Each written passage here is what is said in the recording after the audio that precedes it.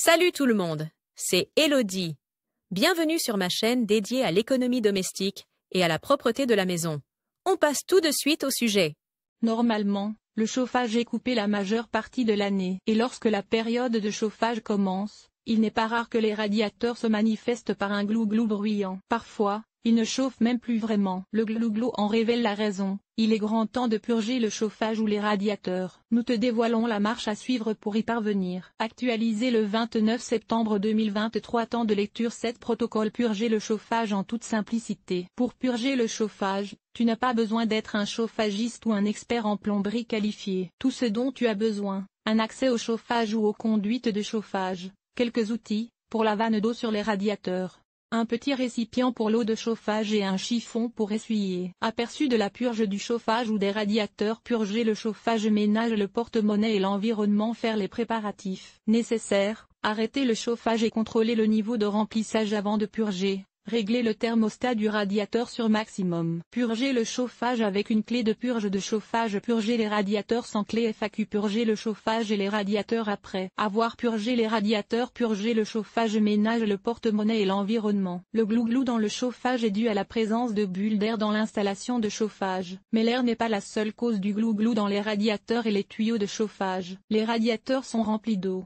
car l'eau est un très bon conducteur de chaleur et transmet très bien la puissance du chauffage à l'air ambiant. L'air, en revanche, est un très mauvais conducteur de chaleur. Il diminue donc la puissance des radiateurs. Pour avoir la même chaleur dans la pièce, le chauffage doit être placé plus haut. Cela consomme de l'énergie et augmente les frais de chauffage. Purger le chauffage ne permet donc pas seulement d'éliminer les gargouilles, mais aussi de ménager ton porte-monnaie et l'environnement. Faire les préparatifs nécessaires. Arrêter le chauffage et contrôler le niveau. Pour que tu puisses purger le chauffage ou les radiateurs, quelques préparatifs sont nécessaires. Tu devrais arrêter le chauffage et pouvoir contrôler le niveau d'eau. Arrêter le chauffage pour pouvoir purger le chauffage. Tu dois avoir accès au chauffage de ton appartement. Dans de nombreux logements, le chauffage et l'eau chaude sont alimentés par une chaudière à gaz. Tu peux facilement l'arrêter. Il en va de même pour les pompes de circulation ou les chaudières situées dans la cave ou dans une chaufferie. Si tu n'as pas accès au système de chauffage, l'alternative est de couper la distribution d'eau de chauffage dans l'appartement. Si cela ne fonctionne pas non plus, tu devrais t'adresser à ton propriétaire qui chargera un spécialiste de purger les radiateurs. Contrôler le niveau de remplissage du chauffage et faire la pointe d'eau. L'installation de chauffage est coupée, tant mieux. L'étape suivante consiste à déterminer, dans la mesure du possible, le niveau de remplissage de ton chauffage. S'il y a trop peu d'eau dans l'installation de chauffage, même la purge ne sera pas vraiment utile. Dans les installations de chauffage des appartements ou des petites maisons, il est généralement facile de lire le niveau de remplissage de l'installation de chauffage. Il existe un indicateur de niveau. Si l'aiguille du manomètre, indicateur de pression, n'est pas dans la zone verte, cela signifie que la pression est trop faible. Si le niveau est trop bas, il faut faire appel à un spécialiste si tu vis dans un appartement en location. En effet, tu ne dois pas prendre le risque d'endommager les biens de ton propriétaire par une mauvaise manipulation. En tant que propriétaire, tu peux remplir toi-même ton installation de chauffage avec de l'eau. Mais tu ne devrais le faire que si tu sais exactement comment t'y prendre. Les chauffagistes donnent généralement des instructions. Le mode d'emploi des installations de chauffage tels que les thermes ou les chaudières peut également t'aider. Le chauffage est éteint?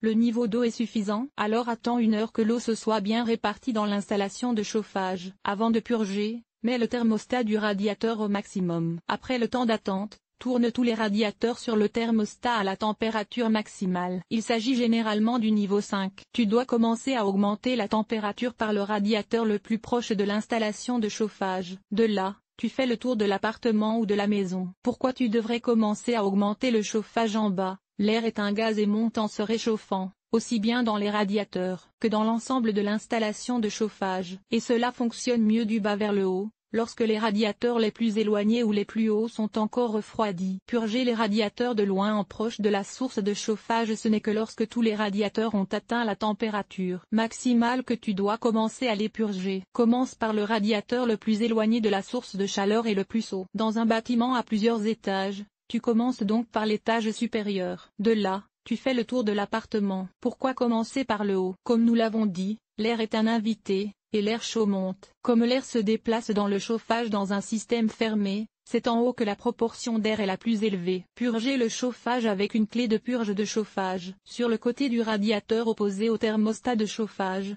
donc généralement en haut à droite, tu trouveras une vis à 4 pans qui permet d'ouvrir la vanne du radiateur. Le plus simple est d'utiliser un outil normalisé, la clé de purge pour radiateur. Elle s'adapte aux vis carrées de tous les radiateurs courants, car les vis et les outils sont normalisés. Tu peux acheter la clé de purge de chauffage pour 1 ou 2 euros dans n'importe quel magasin de bricolage ou d'articles ménagers. Les entreprises artisanales telles que les installateurs de gaz, d'eau et de chauffage donnent généralement aussi volontiers ces petites clés, même comme cadeau publicitaire gratuit. Un quart de tour dans le sens inverse des aiguilles d'une montre suffit. Avec la clé de purge du chauffage, tu peux ouvrir la vanne du radiateur. Dans la plupart des cas, un quart de tour dans le sens inverse des aiguilles d'une montre suffit. Si cela ne suffit pas, tourne encore d'un quart. Dans tous les cas, ne tourne pas avec trop de force. Les soupapes anciennes sont particulièrement fragiles, et une fois qu'une vanne est défectueuse, elle doit être remplacée par un spécialiste. Sois prudent, le radiateur contient de la vapeur d'eau qui peut s'échapper rapidement et t'ébouillanter. Dès que tu entends un premier sifflement,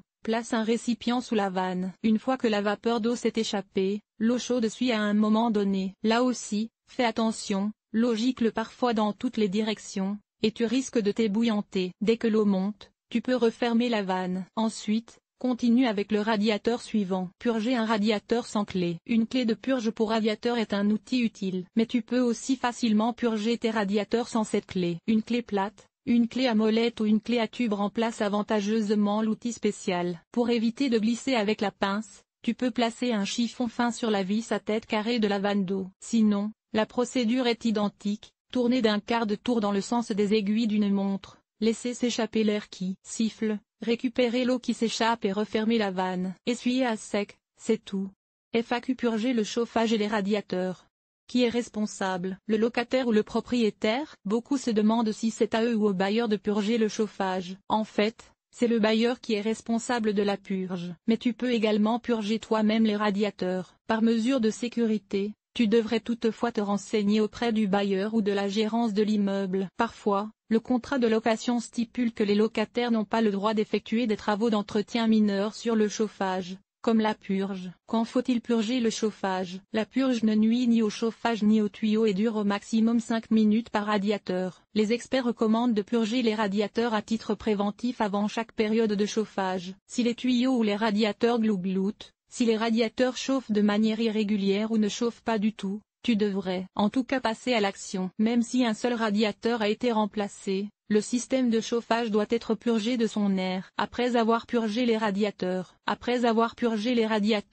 ton chauffage devrait fonctionner silencieusement, et les radiateurs devraient être uniformément chauds. Si ce n'est pas le cas, informe ton propriétaire et demande-lui d'entretenir le chauffage. En tant que propriétaire, tu dois bien sûr faire appel toi-même aux spécialistes. Les chauffages non purgés ne chauffent pas de manière aussi efficace et efficiente qu'ils le pourraient. Il en va de même pour les radiateurs très encrassés ou endommagés d'une autre manière. Le début de la saison de chauffage est donc le moment idéal pour nettoyer les radiateurs en profondeur. La poussière cachée derrière les radiateurs est souvent négligée. Non seulement elle réduit la puissance de chauffage, mais elle représente aussi un problème de santé pour certaines personnes. L'air chaud du chauffage fait tourbillonner la poussière, ce qui déclenche des réactions allergiques chez les personnes allergiques. De plus, la poussière peut aussi donner une odeur de brûlé au chauffage. Cela vaut donc la peine de nettoyer dans tous les cas, et l'ambiance hivernale n'en sera que plus agréable. Purge automatique des radiateurs. Si tu n'as pas envie de purger ton chauffage chaque année ou de demander à ton propriétaire de le faire, il existe des vannes pour la purge automatique des radiateurs, qui peuvent être installés sur de nombreux radiateurs. Tu trouveras des informations sur la manière de mieux organiser ton ménage dans les magasins spécialisés et auprès des entreprises artisanales de chauffage. Cet article t'a-t-il été utile? À quoi ressemble ton ménage? Lire la suite. Enlever les taches de café sur les murs. Une infestation de poux de tête? Voici comment débarrasser ta maison des poux. Ranger les produits d'entretien et les aides ménagères avec méthode mythe des vêtements.